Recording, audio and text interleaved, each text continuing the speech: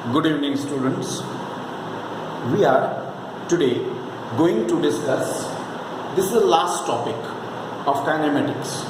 With this, our kinematics will be over, that is relative velocity in one dimension, and after that the relative velocity in two dimension. Okay, so first, relative velocity in one dimension. Look, first of all, I just tell you regarding what is the meaning of this term relative velocity.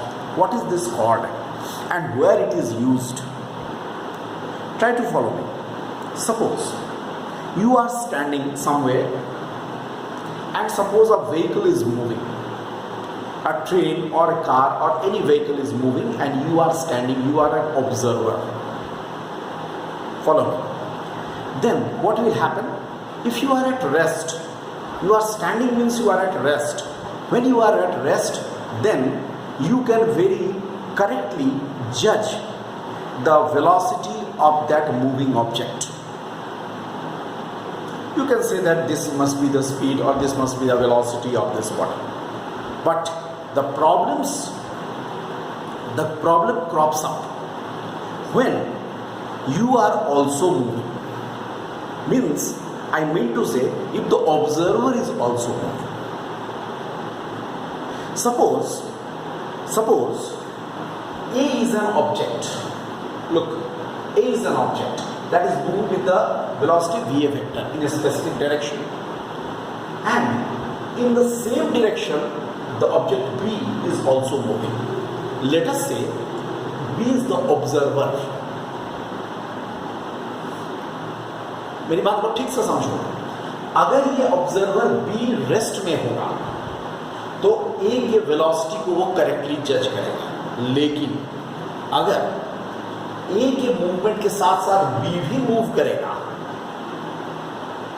अगर ए move कर रहा है और उसी direction में B भी move कर रहा है, क्योंकि हम लोग वन डायमेंशन में कंसिडर कर रहे हैं, इसका मतलब होता है ये जो होगा बी आइदर उसी डायरेक्शन में जाएगा या उसके ऑपोजिट डायरेक्शन में जाएगा, और कोई डायरेक्शन नहीं हो सकता है, because we are discussing the one dimensional motion.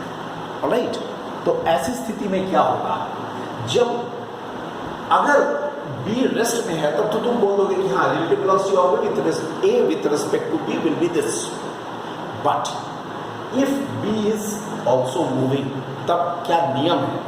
नियम ये है कि जिसके रिस्पेक्ट में मुझे निकालना है, बी के रिस्पेक्ट में निकालना है रिलेटिव वेलोसिटी, तो बी को हम रेस्ट में लाएंगे. बस इसको दिमाग में डाल लो. बी को हमको रेस्ट में लाना है. कैसे लाएंगे रेस्ट में? क्या करेंगे? देख, मैंने यहाँ पर स्टेप वाइज बड़ा बढ़िया से बताया है. पहले ये सिचुएशन हुआ, ए वी वेक्टर से मूव कर रहा है, बी वी वेक्टर से मूव कर रहा है in the same direction. Where they are moving in the same direction. मैंने इसको नीचे लिखा है. When two objects move in the same direction. अब मैं क्या करूँगा? VB स्मॉलर है. देखो, लेंथ ऑफ द लाइन छोटा है, मतलब VB स्मॉलर है, और इसके रिस्पेक्ट, जिसके रिस्पेक्ट में निकालना है, ये स्मॉलर बिगर छोड़ो, जिसके रिस्पेक्ट में निकालना है, किसके रिस्पेक्ट में निकालना है? बी के रिस्पेक्ट में निकालना है. तो मैं क्या करूँगा? VB वेक्टर मैं सुपर इम्पोज कर दूंगा VA वेक्टर में भी और VB वेक्टर में भी, तो कंडीशन तो सेम रह जाएगा. मैंने ये पहला सिचुएशन हुआ, ये दूसरा सिचुएशन हुआ. दूसरे सिचुएशन में मैंने क्या किया? VB वेक्टर मैंने इस पर भी VA वेक्टर पर भी सुपर इम्पोज किया, यहाँ भी सुपर इम्पोज किया, दोनों में सुपर इम्पोज किया ऑपोजिट डायरेक्शन में. इससे फर्क क्या फायदा हुआ? क्या हुआ? VA वेक्टर VB से ज़्यादा है, तो यहाँ पर अगर मैं VA वेक्टर के डायरेक्शन को पॉजिटिव मानता हूँ तो VB वेक्टर के डायरेक्शन को मुझे ऑपोजिट डायरेक्शन को नेगेटिव मानना होगा. तो क्या हो जाएगा? इसका क्या हो जाएगा? Velocity VA vector minus VB vector, और इसका क्या हो जाएगा? VB वेक्टर इक्वल टू 0, क्योंकि जितना VB वेक्टर टुवर्ड्स राइट जा रहा है उतना ही VB वेक्टर टुवर्ड्स लेफ्ट लग रहा है. इसका मतलब क्या हो रहा है? VB vector is 0. इसका मतलब हुआ अब यह करेक्ट जजमेंट देगा, क्योंकि मैंने कहा था अगर वो रेस्ट में रहेगा तो करेक्ट जजमेंट देगा. इसलिए हम लोग यहाँ पर क्या लिखेंगे? Relative velocity of A with respect to B, यानी इसको क्या लिखते हैं? V A B vector is equal to V A vector minus B B vector. relative velocity of A with respect to B, that is VAB vector is equal to VA vector minus VB vector.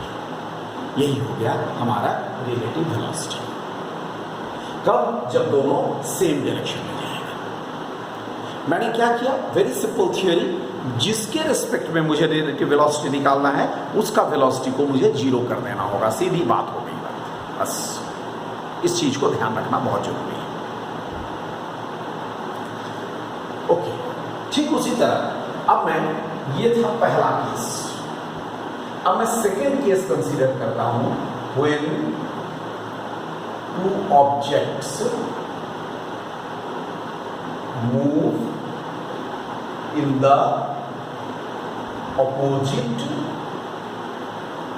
directions. When two objects are moving in the opposite direction, जैसे क्या देखो,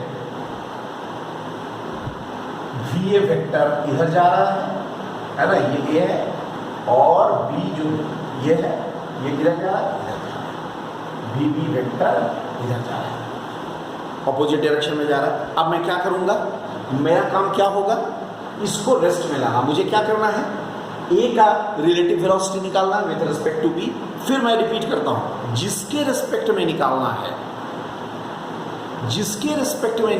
है, उसके velocity को zero करना पड़ेगा. मुझे B के रिस्पेक्ट में निकालना है, इसका वेलोसिटी को जीरो करना पड़ेगा. तो मैं क्या करूंगा? इतना ही वेलोसिटी सुपर इम्पोज कर दूंगा बी पर अपोजिट डायरेक्शन में, तो ए में भी उसी डायरेक्शन में होना चाहिए, तभी सिचुएशन सेम रहेगा.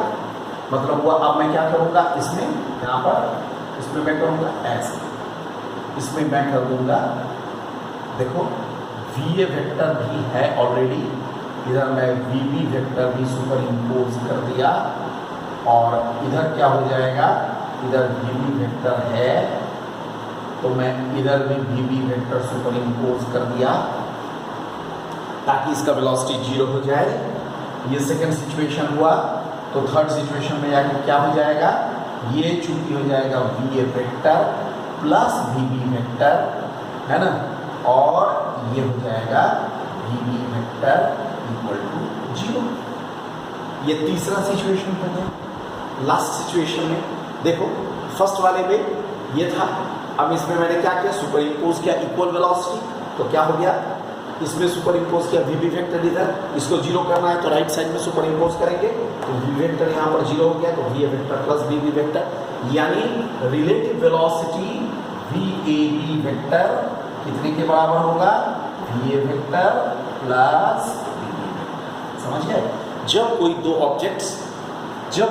ऑब्जेक्ट्स अपोजिट डायरेक्शन में मूव करेगा in the means you can say opposite direction में मूव करेगा का मतलब हुआ क्या? वन डायमेंशनल मोशन ही कंसीडर करें, बट एक बार सेम डायरेक्शन, एक बार अपोजिट डायरेक्शन में मूव करेगा, तब क्या होगा? ये वेक्टर प्लस बी वेक्टर. ऐसे तो याद रहे. इसीलिए मैं एग्जांपल देता हूँ. Suppose you are moving on a train, you are going on a train, another train is just crossing. जब वो क्रॉस करता है तो लगता है कि उसका वेलोसिटी बहुत ज़्यादा है. क्यों? क्योंकि तुम्हारा वेलोसिटी और उसका वेलोसिटी जुड़ गया, VA vector plus VB vector. लेकिन जब कोई ट्रेन तुम्हारे बगल से जाएगा तो वो तुमको धीमा लगेगा. क्यों? क्योंकि VA vector minus VB vector, वहाँ डिफरेंस हो जाएगा, वेक्टर डिफरेंस हो जाएगा. यही अंतर है. इसका मतलब हुआ, जब कोई दो ऑब्जेक्ट्स सेम डायरेक्शन में मूव करता है तो उसका रिलेटिव वेलोसिटी, दोनों का वेलोसिटी का वेक्टर डिफरेंस होता है, और जब अपोजिट डायरेक्शन में मूव करता है तब रिलेटिव वेलोसिटी क्या होता है? वेक्टर सम होता है. So I hope dear students you have understood. ये होता है relative velocity in one dimension. मैं समझता हूँ अगर मैं एक दो क्वेश्चंस थोड़ा सा इसका बता दूँ तो तुम्हें और ज़्यादा ये क्लियर हो जाएगा. सो जैसा मैंने कहा, NCERT का हम लोग क्वेश्चन पर ज़्यादा प्रायोरिटी ज़्यादा रखते हैं उसी को, ठीक है ना. तो let us discuss NCERT question. मैं इस पर बेस्ड करवाता हूँ, डिस्कस करता हूँ. I hope it will be more convenient for you to understand. Okay, in the next lecture I am doing that.